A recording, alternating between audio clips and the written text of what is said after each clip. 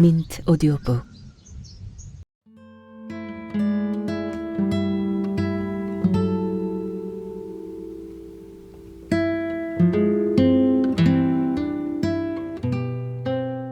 거기에 무엇이 있었을까요? 무엇이 끼어들었던 걸까요? 다른 사람들에게는 다 보이는데 우리만 보지 못한 무엇이 있었을까요? 돌아보고 또 돌아보아도 그것은 삶의 정수 같은 것이었어요. 한평생을 살고 나서 죽을 무렵 가장 아름답고 행복한 순간의 에센스를 모아보면 그렇지 않을까요? 살면서 그런 순간이 몇 번이나 올까요? 한 점 티끌도 없었던 그런 순간 말이에요. 이불 아래서 살갗이 닿기만 해도 파르르 떨 정도로 미워하고 죽일 듯이 증오하는 그런 삶일지라도 당신과 제대로 부부의 연을 한번 맺어보았더라면 그런 생각이 드는 거예요. 그런데 당신이 사라져버렸어요. 집채만큼 쌓여있는 조각들을 함께 맞춰야 할 당신이 실마리를 쥐고 사라진 거예요. 내가 알고 있던 사람이 정녕 당신입니까? 저 바람 속 붉은 꽃잎. 이성아.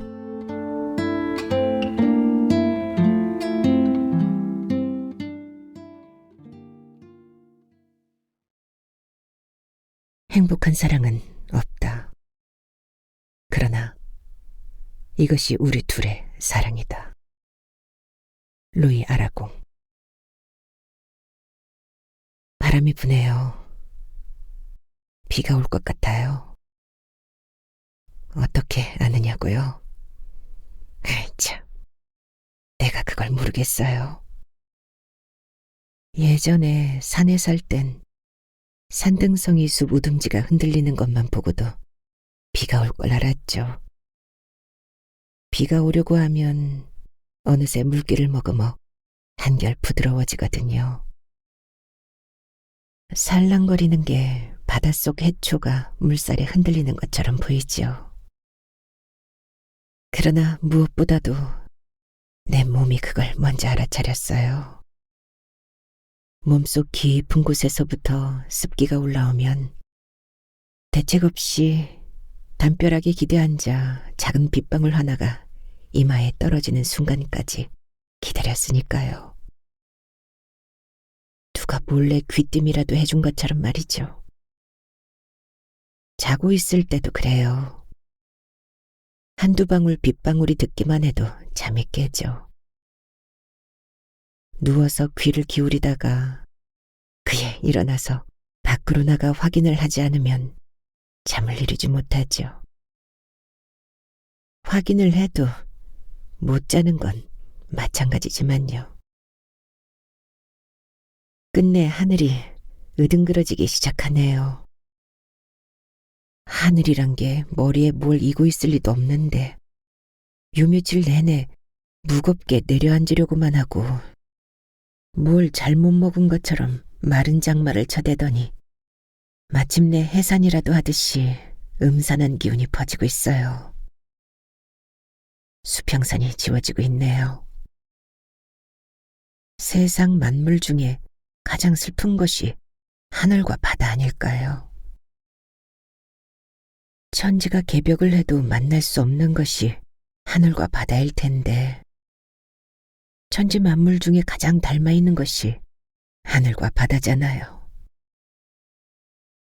손끝 하나 닿을 수도 없는데 얼굴 돌려 외면할 수도 없으니 그것처럼 애달픈 것이 있을까요?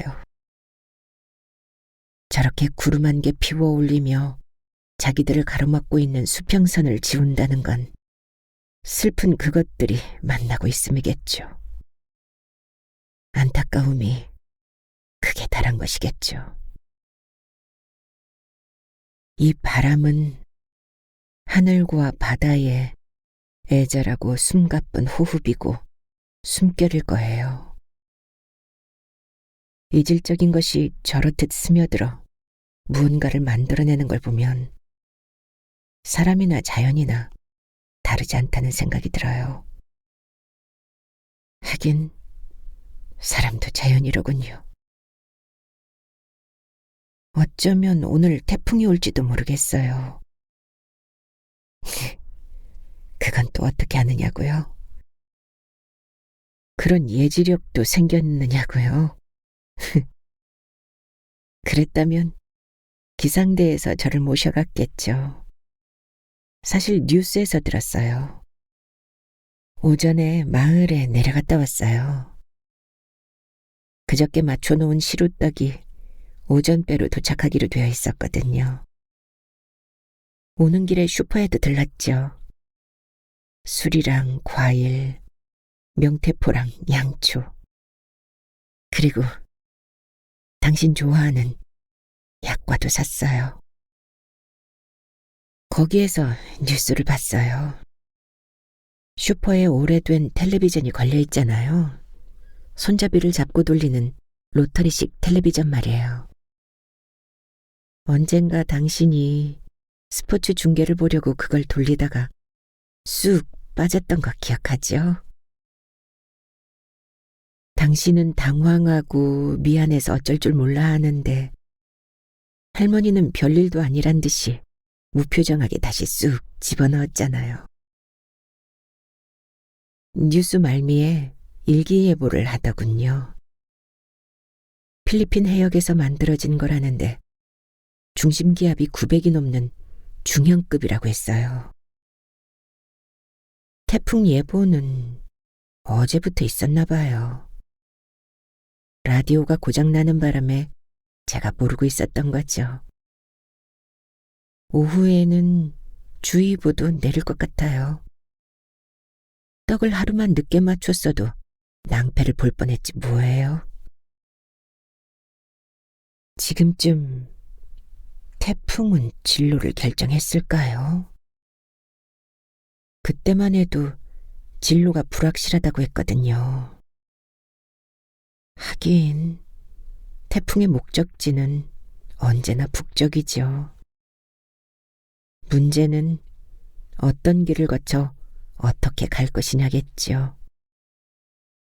육지에 상륙해서 한바탕 휘저어 놓을 것인지 아니면 해협으로 얌전히 빠져나갈 것인지 오는지 가는지도 모르게 슬그머니 사라질 것인지 그렇게 소멸을 향해 달려가는 게 우리 인생하고 너무나 닮았어요. 돌아오자마자 바빴어요. 지붕에 메어놓은 줄부터 단단히 단속하고 마당에 늘어놓은 잡동사니들도 창고에 집어넣었죠. 바다로 향하고 있는 창호문은 아예 다 열고 붙잡아 메어두었고요.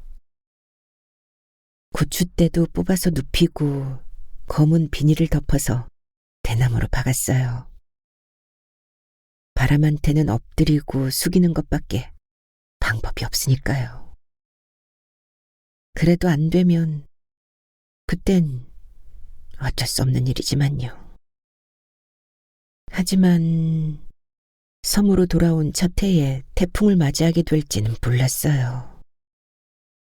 나무를 묻히고 탕국까지 끓이고 마루에 나와 앉으니 건들바람이 불고 있더군요.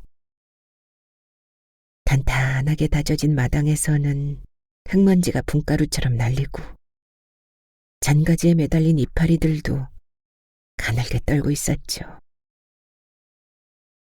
하늘은 매지구름을 잔뜩 머금고 낮게 내려와 있고 바다는 흰 파도를 갈기처럼 휘날리며 줄지어 몰려오고 있었어요. 이런 바다, 내가 가장 좋아하는 바다예요. 온몸을 뒤치며 꿈틀거리고 포효할 때면 길들지 않는 야생의 숨결이 느껴지거든요. 바다가 온몸으로 제 존재감을 드러내 보이는 것 같잖아요. 이곳에서 제사를 지내는 게 얼마만인가요? 10년이 되었나요? 동아가 5살 때 이곳을 떠났으니까 그래요. 꼭 10년 만이에요. 내 손을 잡고 아장아장 걸어 이곳을 떠난 동아가 벌써 고등학생이 되었어요. 동화는 이곳에서 지낸 어린 시절을 몹시도 그리워했지요. 그런데도 내가 이곳으로 돌아오는 건 무척이나 말렸어요.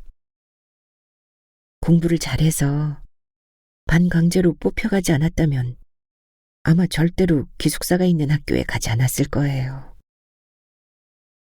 집은 집이라고 말할 수도 없을 정도였어요.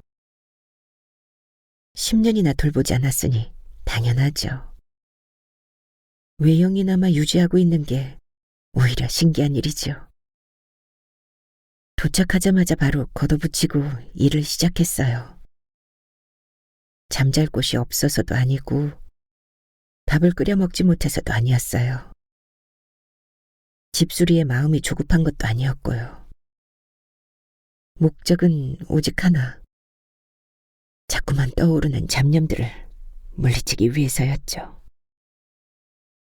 오전, 오후 2시간씩 참선과 연불 외에는 집수리에 매달렸어요. 그러고도 남는 시간에는 밭일이든 바느질이든 잠시도 손을 쉬지 않았죠. 그때뿐이더군요. 뿌리가 뽑히지 않은 상념은 잠깐 방심해도 어느새 수북이 자라나 내 다리를 휘감고 올라왔죠. 아마도 고개만 들면 보이는 바다, 방에 누워서도 부엌에서도 심지어는 화장실에 앉아서도 저 먼 바다까지 보이기 때문이었을까요? 당신 대답해 줄 수 있어요? 물어볼 수만 있다면 당신을 붙잡고 물어보고 싶군요. 어쩌자고 이런 곳에 집을 지었는지. 삶과 죽음 사이에 거미줄처럼 걸쳐있는 이 집에서 당신은 무엇을 보고 싶었던 건지요? 당신의 오만이었던가요? 아니면 그것을 비우기 위해서였던가요? 더욱 불가사의한 것은 나는 왜 여기로 돌아왔을까요? 무엇이 나를 이리로 불러들인 것일까요? 이 집을 처음 보았을 때도 똑같았죠. 멀리서 보면 영락없이 새 둥지였어요. 깎아지른 벼랑, 바위 너설이 날카로운 그곳은 갈매기나 가마우지처럼 날개 달린 것들이 살아야 하는 곳이 아니겠는지요. 까마득하게 내려다 보이는 직벽 아래로는 하얗게 소용돌이치는 파도가 잠시도 쉬지 않고 바위를 후려치고 있었죠. 이런 곳에 당신은 집을 지어놓았더군요. 어쩌자고 그렇게 험한 곳에 둥지를 틀고 마치 자신을 제물로 걸어놓은 것처럼 위태롭게 살아야 하는지 알 수 없었죠. 그렇지만 당신은 새처럼 자유로워 보였어요. 장작을 패고 땅을 갈고 밭을 매는 모습이 전과 비교할 수도 없이 단단하고 건강해 보였어요.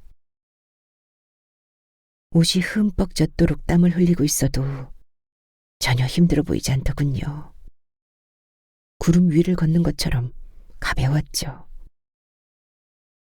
그런 당신 뒤로 바다가 펼쳐져 있었어요.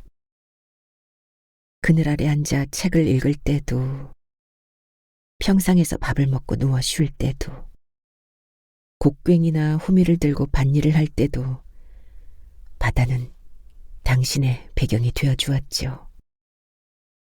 눈이 시리도록 아찔하던 풍경이 거기 당신이 들어가 움직이자 단박에 아름다운 배경으로 탈바꿈하는 것이었어요. 웃음소리는 해조음처럼 싱그럽고 몸놀림은 물고기처럼 매끄럽고 탄력적이었죠. 어찌나 생생하고 선명하던지 내가 빨려들 것만 같았죠. 어쩌면 그때 이미 당신은 지상에 발붙인 사람이 아니었던 건 아닐까요? 그때 내 눈에 비친 당신은 그랬어요. 금방이라도 땅을 박차면 하늘을 날 것 같고 바다로 뛰어들어 물고기처럼 유영을 할 것 같았죠. 그런 당신이 고맙고 그리고 야속했습니다. 우리가 연애를 하던 시절에도 그런 모습은 보지 못했던 것 같아요. 우리는 서로 너무 바빴죠. 대학을 졸업하기도 전에 대기업에서 스카우트 경쟁이 붙을 정도였던 당신은 신입사원이면서도 간부급과 동행하는 해외 출장이 잦았고 나는 나대로 학위 논문을 준비하느라 도서관에서 살다시피 했잖아요. 연애다운 연애 한 번 못 해본 건 대학 시절에도 마찬가지였죠. 늘 무슨 일인가를 벌이는 당신 성격 때문에 당신 주위에는 언제나 선후배들이 진을 치고 있었죠. 특별한 무엇을 기대하거나 바라지도 않았고 그럴 여유도 없었죠. 그런 와중에도 우리는 온누이처럼 함께였고 물처럼 자연스러웠어요. 밤늦은 도서관에서 곁에 앉아 느꼈던 당신의 숨결, 엎드려 자는 나를 위해 당신이 뽑아준 커피 한 잔, 집으로 돌아가는 버스에서 손을 꼭 잡고 차창으로 흘러가는 불빛을 함께 바라보던 시간들. 아직도 기억에 남아있는 그 시간들이 데이트다운 데이트 하나 없던 저에게는 애틋한 순간들이지요. 그래서였죠. 논문을 제출해놓고 맥이 풀려있는 내게 당신이 산행을 제의했을 때 너무 느닷없고 뜬금없어 그게 무슨 의미인지조차 몰라 시큰둥하게 듣고 말았지요. 우리는 변변한 등산복 하나 없었잖아요. 나는 동해나 한번 다녀오자고 했죠. 그때 우리에게는 그것도 엄청난 여행이었잖아요. 바쁜 당신에 대한 배려도 있었죠. 당신은 한동안 침묵하다가 말했죠. 아무도 없는 곳, 우리 둘만의 시간과 공간을 갖고 싶다고. 당신은 회사에 특별 휴가까지 냈어요. 모자부터 신발까지 새 것으로 일습을 갖춰 입은 우리는 마주보며 기득거렸죠. 손때 하나 묻지 않은 배낭 속에는 아직 레떼르도 떼지 않은 번호와 쿠펠, 그리고 쌀과 부식거리가 들어있었어요. 그때 우리 어설픈 간첩처럼 우스꽝스러웠던 거 기억나요? 그러나 주도 면밀한 당신이 산행 코스가 나와 있는 10만 분의 1 지도에서부터 소요 시간, 산장 위치까지 완벽하게 조사해 두었기 때문에 초행길이었어도 아무 문제가 없었죠. 이렇게 말하면 당신 실망할까요? 솔직히 고백하면 그곳에서 처음으로 알게 되었어요. 당신이 내게 어떤 존재인지, 당신과 함께했던 시간이 내게 얼마나 충만한 것이었는지, 그리고 내가 당신을 얼마나 사랑하는지. 봄이 와서 꽃이 피고 가을이 와서 열매를 맺는 줄만 알았던 우리의 시간이 실은 물을 빨아올리는 나무처럼, 나무 뿌리를 향해 스며드는 물처럼 소리도 없이 서로에게 스며들던 시간이었다는 걸 그제야 깨달았던 거예요. 당신이 둘만의 시간을 갖고 싶다고 했던 것, 그리고 등산을 가자고 했던 이유를 알 것 같았어요. 내 몸의 일부처럼 예사롭던 당신의 모든 것이 눈이 시리도록 밟혀왔죠. 밥을 먹을 때 콧등에 맺히던 땀방울, 자고 일어나면 조금씩 거뭇해지던 턱수염. 아틀라스처럼 단단하게 봉우리를 딛고 서 있던 당신의 다리. 꿀꺽거리며 물을 넘기던 목울대. 가뭇 없이 사라지던 담배 연기와 헉헉거리던 당신의 숨소리조차 눈을 떼지 못하게 만들었죠. 당신의 팔을 빼고 잠들었을 때조차 잠결에도 나를 꼭 끌어당기는 당신을 느낄 수 있었어요. 희미하게 풍기는 당신의 땀 냄새가 좋아서 당신 가슴에 코를 부볐죠. 거기에 무엇이 있었을까요? 무엇이 끼어들었던 걸까요? 다른 사람들에게는 다 보이는데 우리만 보지 못한 무엇이 있었을까요? 돌아보고 또 돌아보아도 그것은 삶의 정수 같은 것이었어요. 한평생을 살고 나서 죽을 무렵 가장 아름답고 행복한 순간의 에센스를 모아보면 그렇지 않을까요? 살면서 그런 순간이 몇 번이나 올까요? 무엇보다 제 마음속에 한 점 티끌도 없었던 그런 순간 말이에요. 잡티 한 점 없이 순수하고 깨끗하던 그 순간을 다시 한번 만날 수 있을까요? 만약 그런 순간을 다시 만난다면 내가 가장 하고 싶은 게 뭔지 당신은 아세요?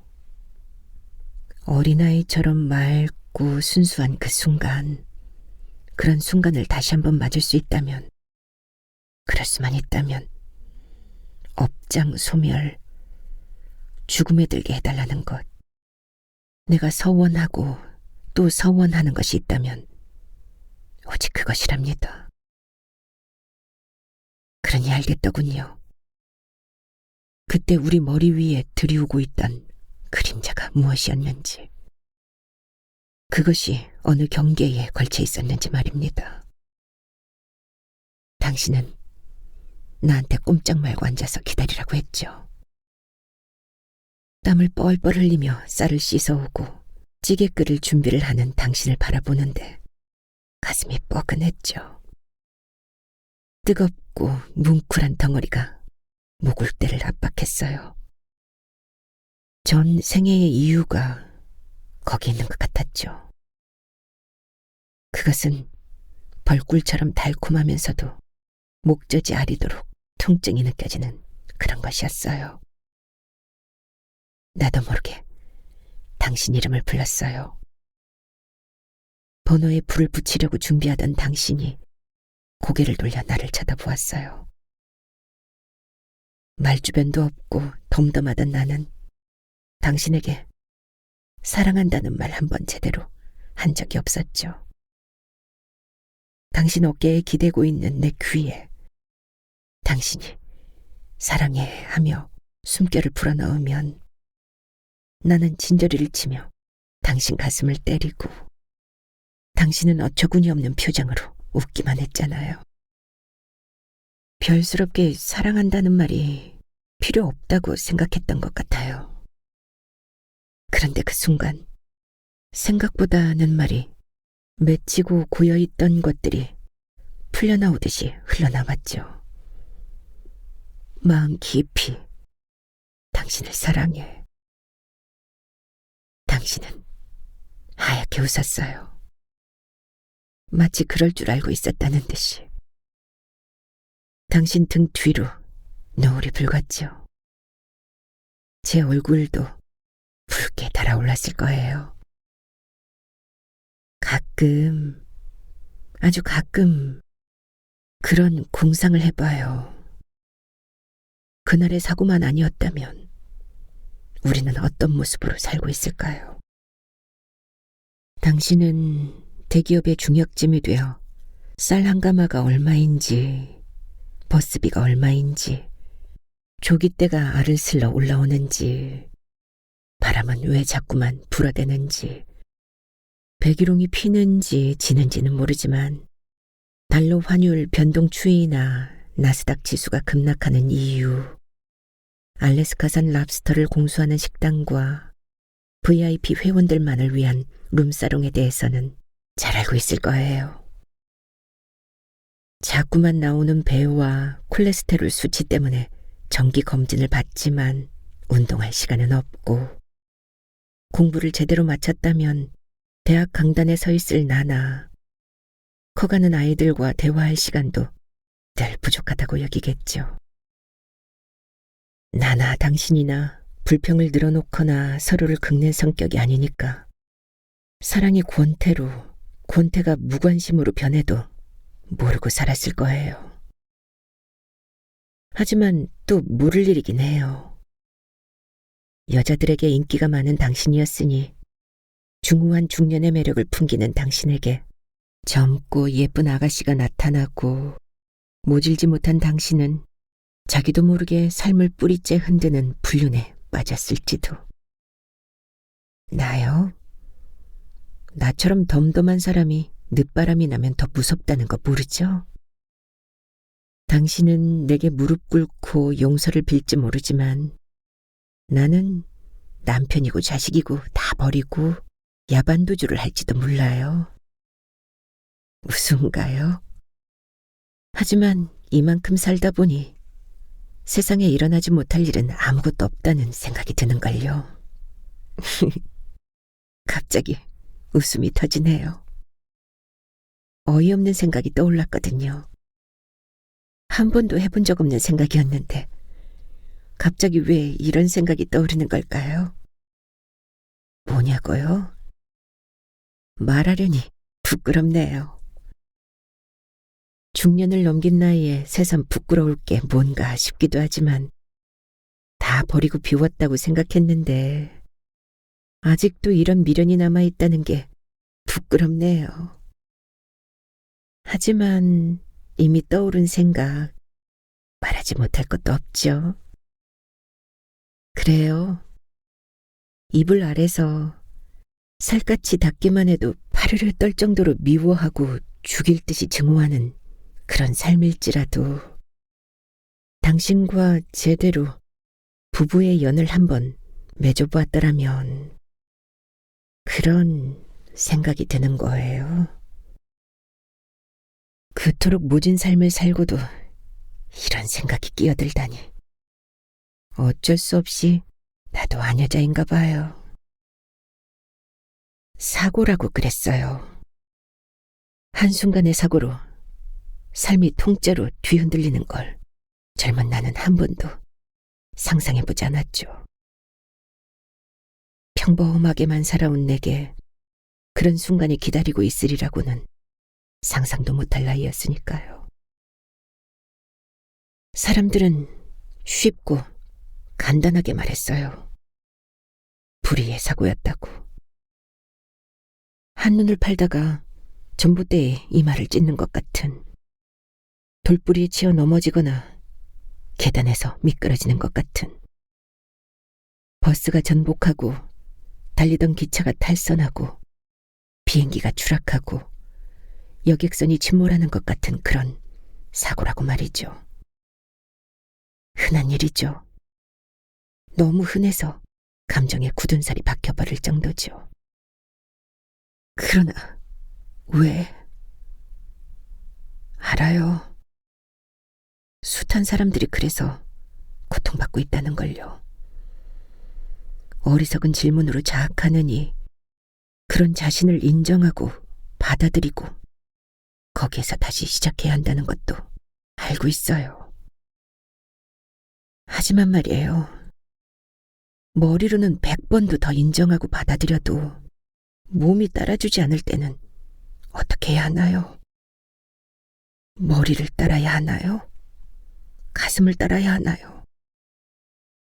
호미자락에 중동이 싹둑 잘린 지렁이가 죽어가는 꼬리를 매달고도 삶을 향해 고개를 치켜들고, 사지 말단이 동상에 걸려 괴사하고 있으면서도 가슴은 욕정으로 활활 타오를 때 뜨거움을 향하는 것이 본능이겠죠. 뜨겁고 밝은 그것이 생명줄이니까요. 꼬리에 꼬리를 무는 의문부호. 그때 나에게는 그것이 무엇보다 뜨거웠던 거예요. 생의 비밀을 푸는 열쇠였던 거죠. 그런데 당신이 사라져버렸어요. 집채만큼 쌓여있는 조각들을 함께 맞춰야 할 당신이 실마리를 쥐고 사라진 거예요. 얼마나 그렇게 서 있었을까요? 그날의 사고 이후 우리는 비로소 서로를 마주보고 있었던 겁니다. 온몸과 얼굴에 붕대를 감고 혼수 상태에 빠진 모습이 당신에 대한 마지막 기억이었죠.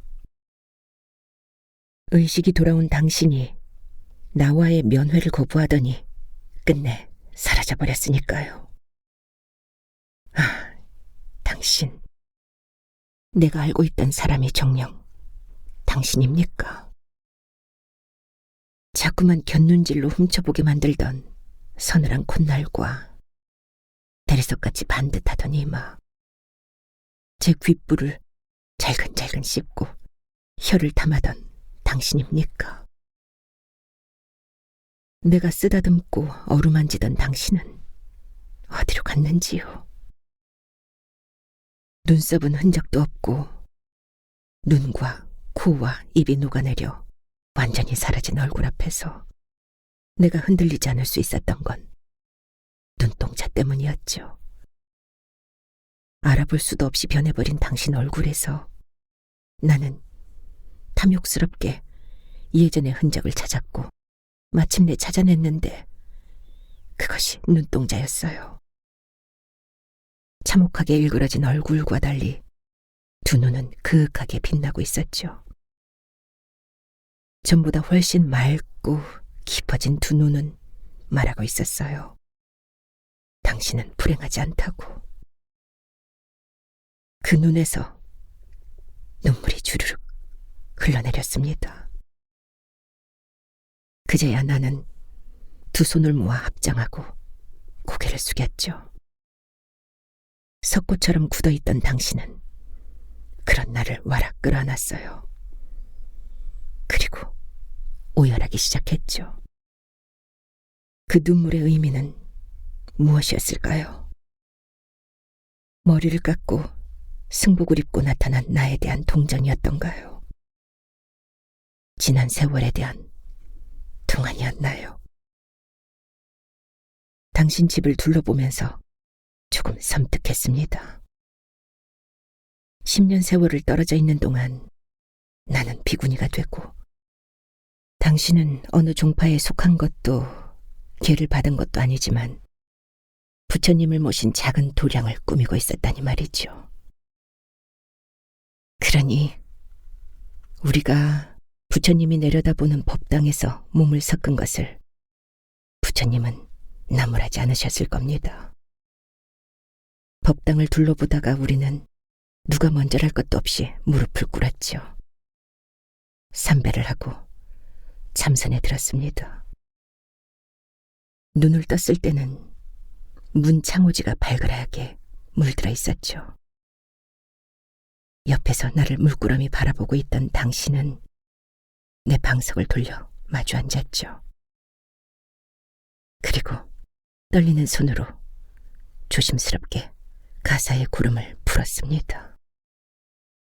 그렇게 알몸이 된 우리는 오랫동안 마주보고 있었어요.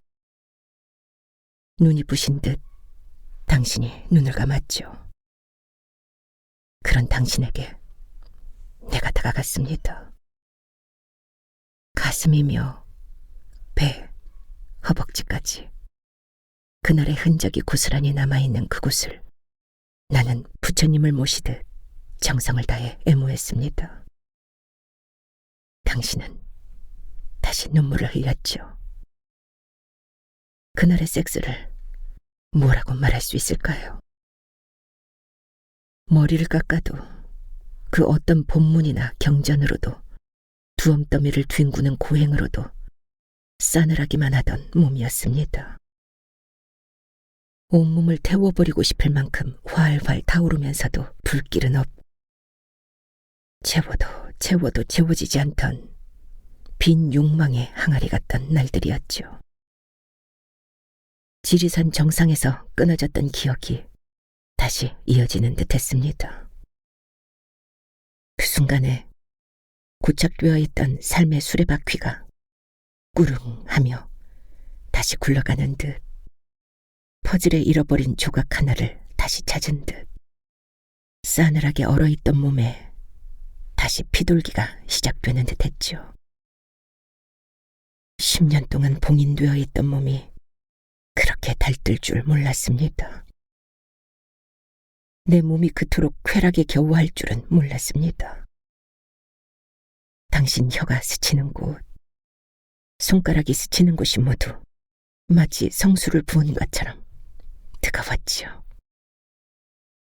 토굴에는 당신보다 연배가 조금 높은 스님 한 분이 계셨죠.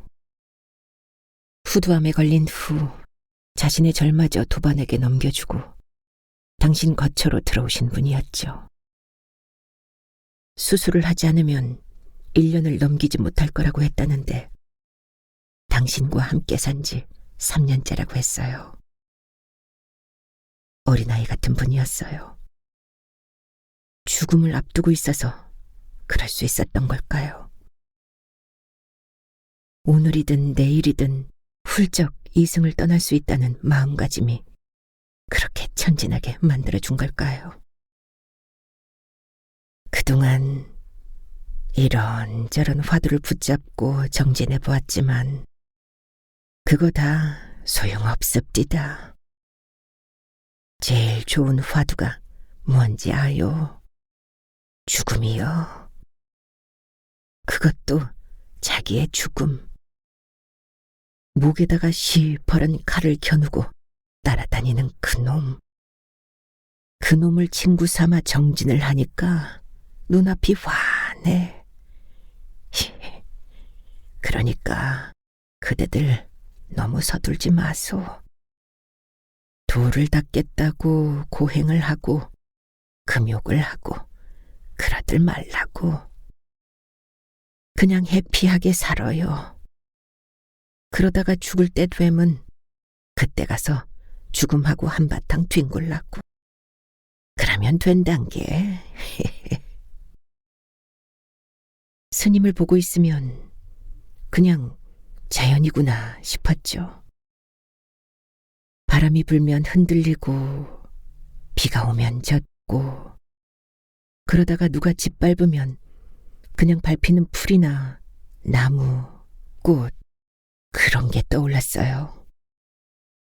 자유자재하고 유연한 모습이 그냥 그런 생각이 들게 만드는 분이었어요. 장난꾸러기 같은 면도 많았죠. 어색하게 걸어가는 우리 사이에 끼어들어 팔짱을 끼게 만들고 갑자기 당신에게 저를 업으라고 하고 어느 날은 우리가 누워 자는 사이로 끼어들기까지 했잖아요.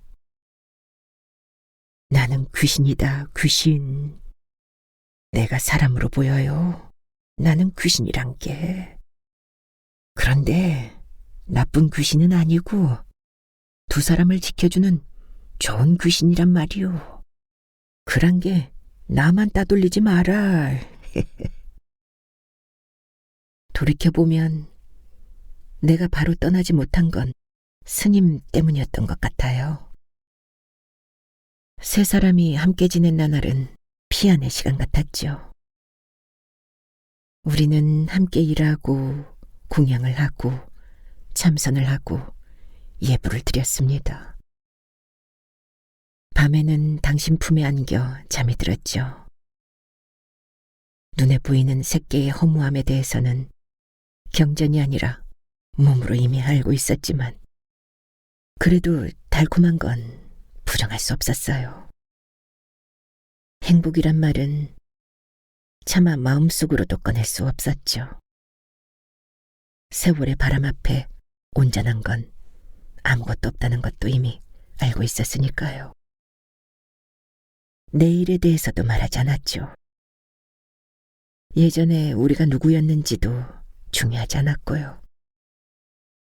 이 순간도 지나고 흘러서 과거 속에 묻힐 것이고 그렇게 모든 것은 흘러갈 테니까요. 어쩌면 그래서 더욱 잡고 싶었던 걸까요? 언젠가는 과거 속으로 묻혀 화석이 될지언정 아무것도 놓치고 싶지 않았어요. 태양이 빛나는 한순간 한순간과 달빛에 흔들리는 모든 것들을 놓치고 싶지 않았던 거죠. 그것이 한필의 아름다운 명주가 될지 거친 배옷이 될지는 몰라도 내 기억 속에 영원히 간직하고 싶었지요. 그러면서 나는 떠날 시점을 찾고 있었습니다. 그런데 주의보가 떨어진 거예요. 몰래 선착장까지 내려갔던 나는 하는 수 없이 다시 돌아왔죠. 마치 아무 일도 없었다는 듯이 슈퍼에 들러 달걀과 과일을 사들고서 말이죠.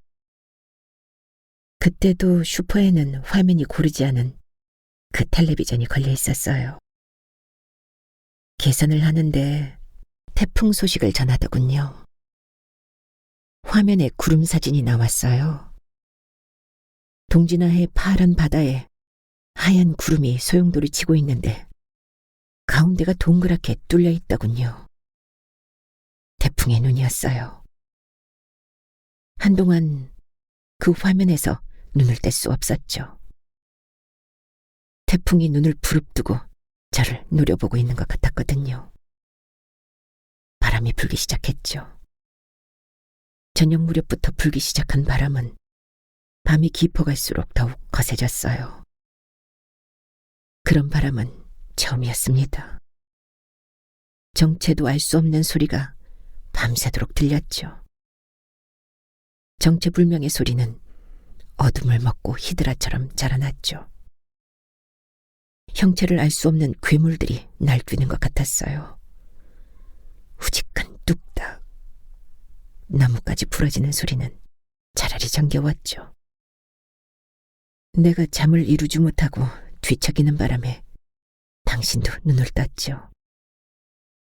라디오를 켜자 다급한 목소리로 기상특보를 전하고 있었어요. 태풍은 오늘 밤 일본 남쪽 해상까지 올라올 것으로 예상됩니다.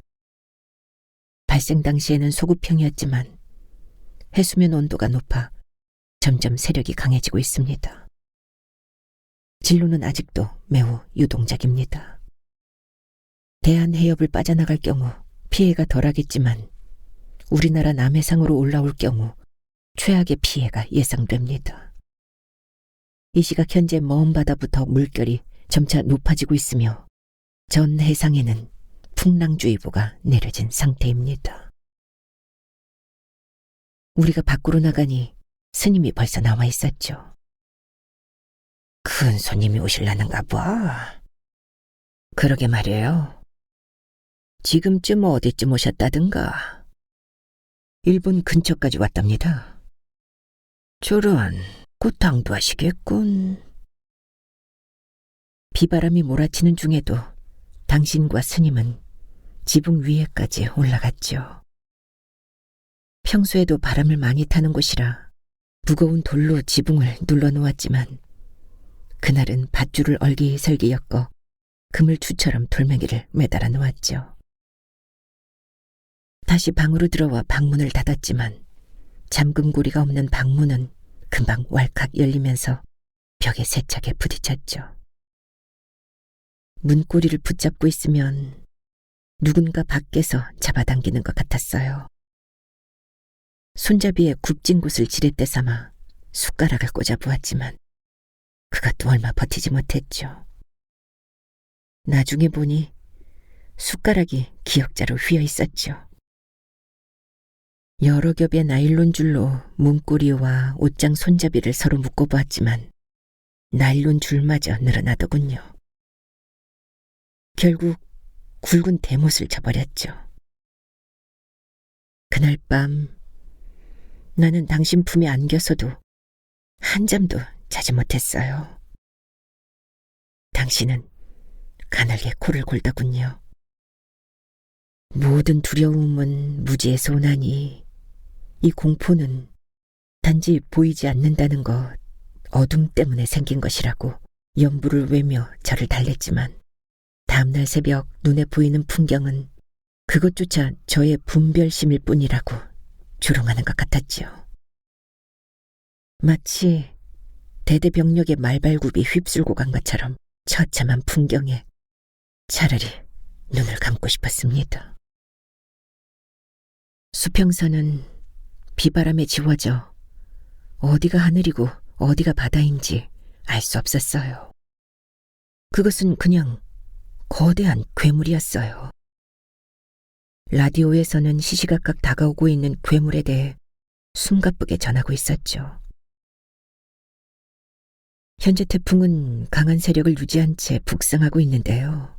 이대로라면 오전에 제주도를 지나 오후에는 남해안에 상륙한 뒤 내륙을 관통할 것으로 예상됩니다. 파고는 최고 7m로 높겠습니다. 천지가 요동을 치는 순간 그것이 세상의 전부였어요. 더 이상 할 수 있는 일은 없었죠. 우리는 늦은 아침을 먹고 마루에 앉아 있었어요. 보건소 소장님과 애인도 있었죠. 그 여자분, 저처럼 전날 떠날 예정이었다죠. 섬에 오고 싶어도 보건소 식구들 눈치가 보여 자주 오지도 못하는데 소장님은 그녀를 하루라도 빨리 돌려보내려고 한다며 서운해했죠. 그런데 주 씨가 제 발목을 잡는 기라예. 얼마나 고마운지. 그게 누구지 하는 얼굴로 일제히 아가씨를 쳐다보니까 아가씨가 웃으며 말했죠. 주의보 씨 말이에요. 풍랑주의보. 자기 감정에 솔직하고 발랄한 그녀가 참 예뻐 보였어요. 그런데 그놈의 주씨가 맨날 고마운 거는 아니라 예. 제가 육지에 있을 때는 꼬마 콱 지기 뿌리고 싶은 기라 예. 그래도 요번 참에는 주씨 덕 톡톡히 보내. 태풍 구경하고 싶다고 그래 노래를 불렀었더니 말이다. 소장님은 애인의 투정이 싫지 않은 듯 싱글거리며 말했어요. 그런데 이 집 지기네 얘. 마루에 앉아가 저래 먼 바다가 다 보이고 멀미가 다 날락하네 얘. 멀미약 하나 몰래. 소장님은 스님에게 줄 약과 함께 동동주와 파전까지 싸가지고 왔지요. 곡차나 한잔하입시다. 어차피 오늘 같은 날은 보건소 공치는 날이라 예. 오다 보니까 걸어다니는 거는 우리뿐이다 예. 그 좋지. 당신네들이 오니까 잔치집 같네. 마당에는 배롱나무가 한 그루 있었죠. 절집에 살면서 좋아하게 된 나무가 배롱나무였죠. 전에는 자잘한 꽃잎을 수없이 매달고 있는 것도 붉은 빛깔도 어쩐지 천하게 보여 싫어했었죠. 그런데 어느 순간 활활 타오르는 불꽃처럼 피고 지고 또 피는 그 끈질긴 붉은 구애에 마음을 허락하지 않을 수가 없었죠. 알몸처럼 보여 민망하기만 하던 수피도 건장한 남정네의 근육처럼 달리 보이더군요. 당신을 찾아갔던 그때 배롱나무는 절정을 맞은 듯 꽃이 한창이었죠. 푸른 바다를 배경으로 꽃은 더욱 붉게 타오르고 있었고요. 당신이 심고 가꾼 것이란 말에 내 마음도 붉게 물들었어요. 무엇보다 내가 좋아한 게 뭔지 아시나요? 새벽같이 일어난 당신이 꽃잎을 쓸어내던 빗질 소리였어요. 절에서는 내가 하던 일이었죠.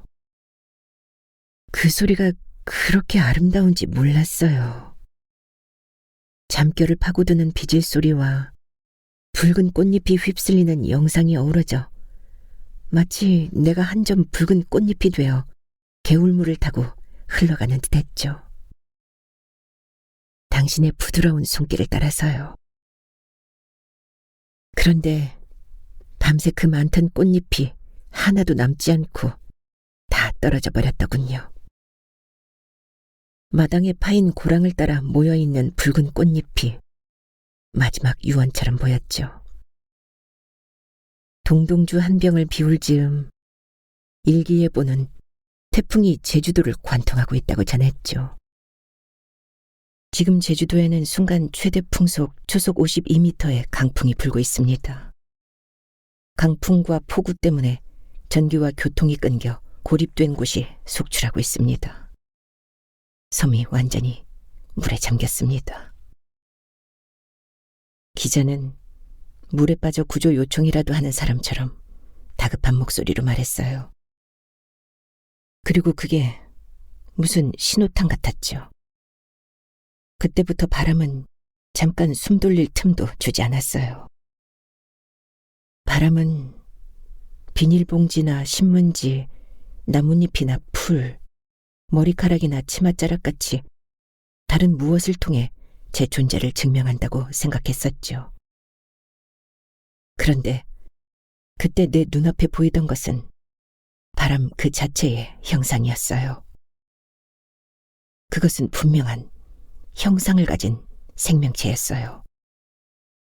적당한 수분과 온도만 있으면 쌀독에서 쌀벌레가 생기고 묵은 책에서는 책벌레가 생기고 바람에 날리는 꽃가루가 암수를 만나 열매를 맺고 정자와 난자가 만나 사람이 되듯 물알갱이들로 이루어진 구름이 모이고 모여서 하나의 기압을 이루고 전선을 만들고 거기에서 태풍이 태어나는 거죠. 아기가 자라듯이 뜨거운 수증기를 먹고 점점 자라나 거대한 괴물이 되는 것이지요. 외눈박이 괴물 말입니다. 텔레비전에서 본 태풍의 눈이 시시각각 다가오고 있는 게 보이는 것 같았어요. 배롱나무가 통째로 뽑힐 듯 휘어지기 시작했죠. 뿌리 내린 것들의 숙명이 그런 것이더군요. 단 한 발짝도 움직이지 못하고 고스란히 그것을 견뎌내야 하는 그것이 뿌리 내린 것들의 숙명이더군요. 억센 소나기 위에 머리채를 휘어잡힌 채 뿌리째 뽑혀나갈 것 같았죠. 마치 상모 돌리기를 하는 것처럼 몇 바퀴나 휘돌림을 당하던 배롱나무는 마침내 자지러지는 듯한 비명소리를 냈습니다. 그중 긴 가지 하나가 무참히 꺾였는데 그건 꺾인 게 아니라 찢어진 것이었죠. 나무 줄기 중에서도 질기기로 빠지지 않는 배롱나무입니다. 그것이 마치 명태포처럼 목질의 결을 낱낱이 드러내며 찢어진 것입니다. 그 바람은 마치 우리 마당의 배롱나무와 빚갚음 할 것이라도 있는 듯 굵은 가지 세 개를 모두 처참하게 찢어버렸습니다. 깊은 그늘이 확 벗겨져 버린 것 같았지요. 모두 말을 잃었어요. 소장님 A는 소장님 품에 안긴 채 숨을 죽이고 있었고요. 스님은 동동주잔을 내려놓고 염주를 집어들었죠. 이제 댕겨가신겨? 시작이 있으면 끝이 있고 태어나면 죽는 것은 자연도 다르지 않은가 봅니다. 오후 느지막이 바람이 자기 시작했죠. 마당은 벌레 먹은 나뭇잎처럼 굵은 연맥 같은 고랑이 베어 있었어요. 굵은 핏발이 서 있는 듯 했습니다. 얼마나 시달렸는지 나무 이파리며 풀은 마치 불에 그을린 듯 시들시들 말라 비틀어져 있었죠. 지붕이 날아가지 않은 게 다행이었죠. 솔직히 저는 집이 날아갈 줄 알았습니다. 당신 혼자 힘으로 지어놓은 흙집이 버티지 못할 줄 알았어요. 천만다행 집은 무사했고 나머지는 당장 뭘 어쩔 수 있는 것이 아니었지요. 무슨 일이 있었느냐는 듯 하늘이 개기 시작하더군요.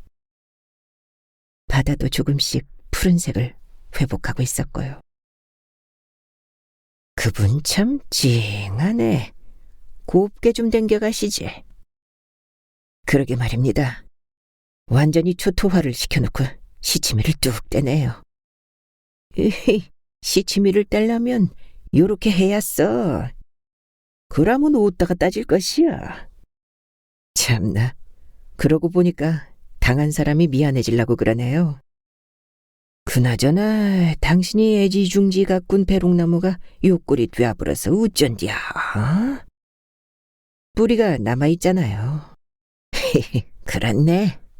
지가 아무리 용을 써도 땅속 깊이 묻힌 뿌리는 어쩌지 못하겠지. 그나저나 아가씨 구경 잘했어? 예. 무섭지요? 예. 또 구경하겠다는 말은 안 나오겠군. 비설거지를 대충 마친 후 우리는 바닷가로 내려가기로 했지요. 집에 앉아서도 눈 돌리는 곳 어디나 바다였지만 그 여자분, 소장님 애인이 좀 더 가까이서 바다를 보고 싶어 했기 때문이었죠. 점심을 건너뛴 터라 제가 밥을 지어놓고 내려가기로 했죠. 당신이 저를 도와주겠다고 했지만 제가 얼른 하고 뒤따라갈 테니 같이 가라고 했죠. 밥을 앉혀놓고 찌개는 끓이기만 하면 되게 준비를 해놓고 부엌을 나오니 수평선이 다시 뿌얘지고 있었죠. 이내 같은 물 알갱이가 피어오르는 것 같았어요. 건너편 벼랑 바위너설이나 옹두라지도 조금씩 흐려지고 가려지더니 제 이마에 빗방울 하나가 떨어졌죠. 시달릴 대로 시달려 축 처진 나무 이파리들도 가볍게 일렁이기 시작했죠. 토굴 아래 자드락밭을 끼고 해변으로 내려가는 길은 가팔랐어요. 바위에부터 자라는 덤불숲을 끼고 돌아 내려가니 몽돌 해변 너럭바위 위에 당신들이 서 있는 게 보였죠. 소장님 커플은 서로 허리를 꼭 끌어안은 채 바다를 바라보고 있었고 당신과 스님은 그 옆에 나란히 앉아 있었죠. 태풍의 여파 때문인지 파도가 만만치 않았어요. 대여섯 번에 한 번쯤은 그동안의 길을 끌어모은 것처럼 당신들이 서 있는 너럭바위 위를 치며 하늘로 솟구쳤죠. 그때마다 소장님 커플은 까르르 웃으며 뒤로 물러섰고 당신과 스님은 그 파도를 고스란히 뒤집어 쓰고 있었죠. 위에서 봐서 그랬을까요? 내려다보니 아찔했어요. 좀 뒤로 물러서지 생각하며 다시 내려갔죠. 비에 젖은 바위길은 미끄러웠어요. 주저앉듯이 엉덩이를 바닥에 대고 한 발 한 발 조심해서 내려가고 있었죠. 그런데 어느 순간 누군가 제 뺨을 세차게 후려쳤죠. 순식간이었어요. 빗방울은 우박처럼 굵어졌고 돌풍이 불어대기 시작했어요. 우박처럼 굵은 빗방울이 죽비처럼 제 얼굴이며 등짝을 후려쳤죠. 바람은 바위에 달라붙어 있는 저를 떼어내 저 바다로 패대기를 쳐버릴 것 같았고요. 깜짝 놀라 바위를 꼭 붙잡고 눈을 질끈 감았어요. 손가락을 바위 틈에 넣고 힘껏 몸을 바위에 밀착시켰어요. 멀찌감치서 구경꾼이 되어 바라보던 벼랑의 나무가 바로 저였던 거예요. 그런데 이 바람은 또 뭐란 말인가? 태풍이 지나간 게 아니었던가? 나중에 생각해보니 그게 태풍의 눈이었던 거예요. 태풍의 눈이 우리 머리 위를 지나간 거였죠. 숨막히는 정적으로 우리를 내려다보고 있었던 거예요. 그걸 모르고 우리는 태풍이 지나갔다고 생각한 거였죠. 아래에 있는 당신들이 걱정이 돼서 견딜 수가 없었어요. 고개를 돌릴 수도 눈을 뜰 수도 없었죠. 겨우 눈을 가늘게 뜨고 내려다보았더니 당신들 모습이 굵은 빗줄기 사이로 희미하게 보였어요. 황급히 바다를 등지고 벼랑 쪽으로 피신하는 것 같았죠. 안도의 한숨을 내쉬며 자세를 가다듬고 다시 내려다보다가 갯바 위를 기어오르는 당신들 뒤에서 전속력으로 달려오는 그것을 나는 보고 말았던 거예요. 아, 그걸 어떻게 표현할 수 있을까요? 악마의 갈퀴가 그럴까요? 죽음의 그림자가 덮칠 때 그럴까요? 천군 만마가 갈기를 휘날리는 것 같이 하얗게 부서지며 달려오던 파도가 당신들이 서 있던 너럭바 위를 가볍게 넘어오더니 그 기세로 도망가는 당신들의 덜미를 낚아챘죠. 당신들은 아무것도 몰랐을 거예요. 바다가 뒤집어지는지 죽음의 그림자가 망나니처럼 칼을 휘두르고 그 순간 네 사람이 같은 운명의 배를 타게 될 거라는 것도 까맣게 몰랐겠죠. 청천벽력처럼 부서지는 파도 소리에 당신들 귀는 멀었을 테고 위험하다는 걸 깨달았을 땐 이미 하얗게 부서지는 품알 속에서 혼이 쑥 빠진 채 가련한 한입 낙엽처럼 뒹굴고 있었을 테니 말이죠. 바람에 솟구치는 낙엽처럼 가벼웠죠. 그걸 나는 보고 말았던 거죠. 보고만 있었던 거죠. 어두워지네요. 이제 재를 올려야겠군요. 비바람이 제법 거칠어졌나 봐요. 촛불이 꺼졌네요. 하지만 내 마음속은 저 붉은 백일홍꽃처럼 후끈 달아오르네요. 참, 배롱나무 말이에요. 이번에 돌아오니 꽤 자라있더군요. 꽃도 예전처럼 피었고요. 제삿날 비바람이 불기는 처음인 것 같아요. 어쩐지 외롭지가 않네요. 마치 15년 전 그날 같아요. 어쩌면 나도 이미 죽어 홀령이 되어 있는 건 아닌가 모르겠어요. 그때 물거품 속으로 나뭇잎처럼 가볍게 솟구치는 당신들과 함께 내 생명의 고갱이도 쑥 빠져나가고 빈 껍데기만 남아있는 건지도 모를 일이에요. 자, 술 한 잔씩 받으시죠. 당신들 지금도 함께 있나요? 부럽군요. 나는 언제쯤 끼워줄 건가요? 한날 한시에 운명을 달리한 당신들은 무슨 인연일까요? 그걸 고스란히 지켜보아야 했던 나의 업은 도대체 어떤 것일까요? 당신과 나는 어떤 인연이었을까요? 저 남쪽 바다 건너 한 점 섬에 온몸에 화상을 입은 처사가 깎아지른 벼랑에 새둥지 같은 투구를 지어놓고 있다는 말을 해준 길소는 누구였을까요? 저를 떠보려고 관음보살님이 현신했던 걸까요? 초탈한 것처럼 착각하고 있던 나의 오만을 일깨우려던 것이었을까요? 내가 당신을 찾지 않았다면, 아니, 먼 발치에서 당신 사는 모습 한번 보고 그대로 돌아가겠노라고 스스로에게 했던 다짐만이라도 지켰다면, 그랬다면 당신은 어쩌고 있을까요? 수색 작업은 나흘 동안 계속되었지요. 스님은 끝내 찾을 수가 없었어요. 아마 제대로 돌을 닦으셨던가 봐요. 삶에 대한 미련을 깨끗하게 비웠던가 봐요. 몽돌 해변에서 스님이 쓰고 다니던 번거지 모자를 찾은 건 아마 이듬해 봄이었던 것 같아요.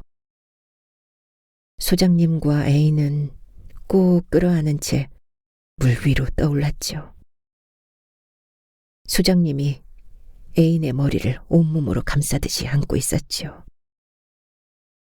사람들이 믿을 수 없는 일이라고 하더군요. 그런 파도밭이라면 사지 육신이 떨어져 나가 산산이 부서지는 게 오히려 정상이라고 하더군요. 당신은 수색 마지막 날 갯바위 틈에서 발견되었어요. 엎드린 자세가 막 잠수를 마치고 걸어 나오려는 것처럼 보였죠. 음복이라도 해야겠네요. 그땐 아무렇지도 않았는데 15년이나 지난 지금에 와서 왜 이렇게 가슴이 미어지고 손까지 떨리나 모르겠네요. 하긴 그때 나는 살아도 산 게 아니었지요. 죽으려고 환장한 년, 죽지 못해 미친 년, 그게 나였거든요. 당신을 따라갈 생각밖에 없었죠. 낙엽처럼 가볍게 훌쩍 몸을 날리는 그것만 생각하고 있었어요. 그 장면만 떠올리면 황홀했어요. 그러니 서두를 것도 없었죠. 49제를 지내기 위해 절로 돌아갔죠. 그러자 당신들의 영가 천도를 비는 것이 내가 마지막까지 남은 이유인 것 같았어요. 첫 번째 기제사는 내 손으로 차려주고 싶었어요. 그런데 얼마 후 내가 남겨진 진짜 이유를 알게 되었지요. 내 몸속에 당신의 씨가 자라고 있었던 겁니다. 비구니의 몸으로 절에서 부풀어 오르는 배를 감추며 지낼 수는 없었죠. 결국 내가 돌아갈 곳은 당신 토굴밖에 없었던 겁니다. 아이 얼굴을 처음 보았을 때 나는 온몸이 얼어붙어 버렸습니다. 아이 이마에 가늘게 붉은 줄이 있었던 겁니다. 당신의 시신을 찾았을 때 사람들은 보지 말라고 말렸죠. 하지만 그게 될 일인가요? 급류에 휩쓸릴 때 바위에 부딪혔는지 당신의 두개골이 열려 있었기 때문이었죠. 얼마나 끔찍한지 눈을 돌리고 싶었지만 그러지 않았어요. 그럴 수 없었죠. 당신의 모습이 험악하다고 눈을 돌리다니요.